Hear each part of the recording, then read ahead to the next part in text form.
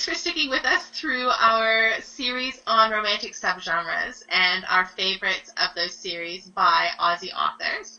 This is our very last podcast in this series, and it's about books with romantic elements. So not traditional romances, but books with enough romance in it that we want to talk about them anyway. So up first, I have this book. It's called The Opposite of Life, and it's by Melbourne author Narelle Harris. And it's published by Pulp Fiction Press, which is a Brisbane publisher. It's a vampire book. Even though the character looks like she's off Avatar, she's not. And this book came out before Avatar, so I guess we have to assume that James Cameron got his ideas from her.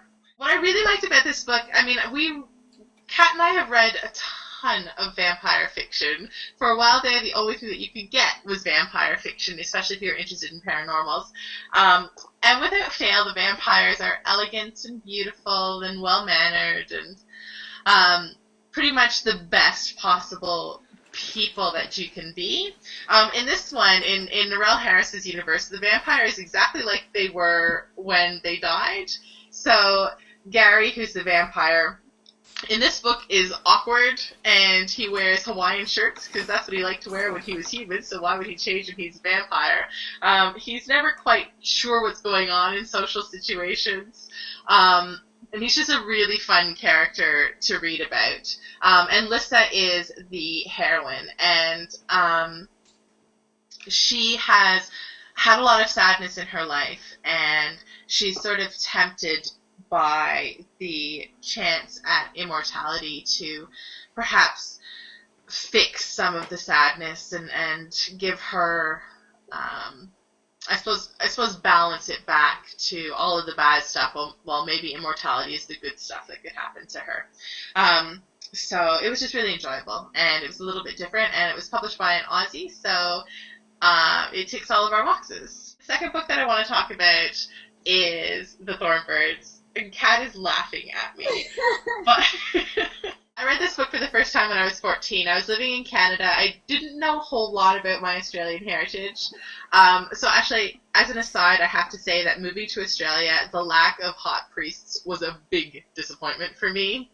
But I just loved this. And I have to admit, it remains a guilty pleasure. I read this probably once a year or so. And I just love the whole family saga, all of the horrible things that happen to them, and the strength that they keep showing all the way through, even though their lives are really terrible. And it does kind of have a happy ending. It's 3 generations of the same family. 2 generations, their lives are just crap.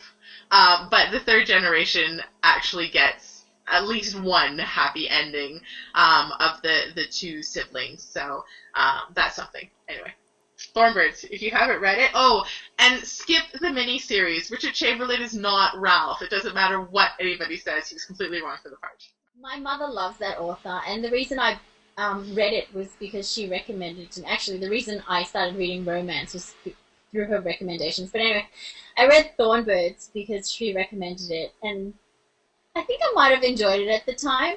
It had a bit of illicit sex, and I was only a teenager like you were, so, but now I could not read that, I don't think. 1 generation out of 3 having a happy ending is not enough. Not even the whole generation. I mean, there's 2 kids in that generation, and one of them drowns. But the other one gets she gets a happy ending like you might find in a Presents novel with a mysterious German billionaire. I couldn't possibly go through a recommended books list without my super favorite author of all time, Melina Marchetta. And I struggled to find a way to bring her into a podcast, but she wrote The Piper's Son.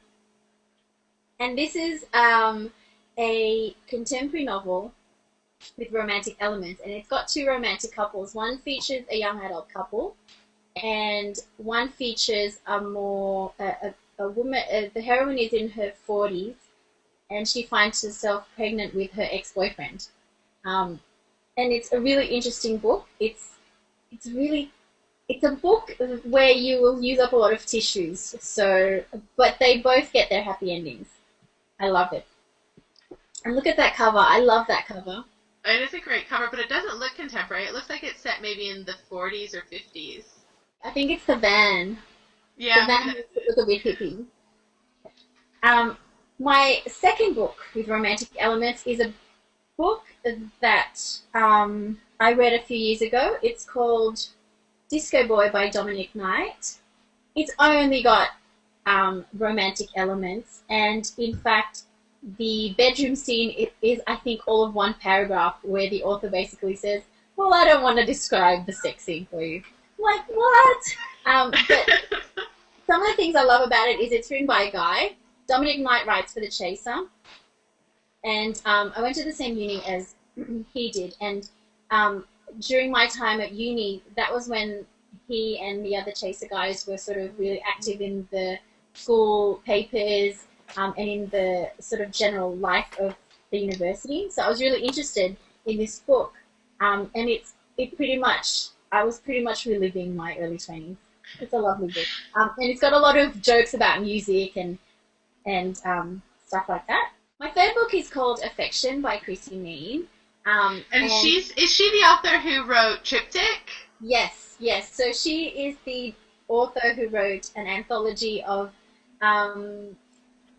erotic stories featuring some quite taboo subjects. So the first one featured chat roulette, the second one featured sex with animals, and the third one featured incest, which is, I know you all want to buy it now.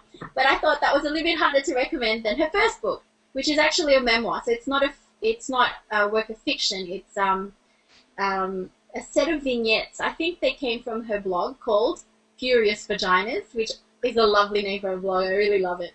It's quite a confronting book, actually, because while it does have some explicit sex scenes, I wouldn't actually call them erotica, but they're very, very honest. And it goes through her childhood in Blacktown in Western Sydney, and her quite conservative family, and sort of her sexual awakening. And then she moves to, I think, Brisbane, somewhere in Queensland, and she kind of moves out and sort of finds her own way and comes to terms with her sexual identity, I suppose. So there's a lot of emotional highs and lows. But the romantic thing about it is meeting her husband. So in between, she has stories from the present, stories from the past, and part of those stories are how she meets her husband, and it's just such a sweet story. And my biggest frustration with this book is that I wanted to know more about how their relationship progressed. And throughout the book, she keeps talking about how she has lots of crushes. She doesn't think she'll ever be monogamous, and then she meets her husband, and basically her husband says to her, she tells her husband, I'm not monogamous, and he basically says, you will be with me. And they've been together for, I think, 18 years or something like that. So wow. I really wish that we had learned more about how she sustains that relationship through those 18 years, but it sort of doesn't go there. That concludes our little sub-series of subgenres within romance. Thank you so much for coming along with us and learning about our favorite authors. And we would love to know what your favorite authors are within the different subgenres. And you can definitely comment on either of our Twitters or on Kat's blog at bookthingo.com.au or my Tumblr, which is katiedidinoz.tumblr.com. And we look forward to speaking with you again.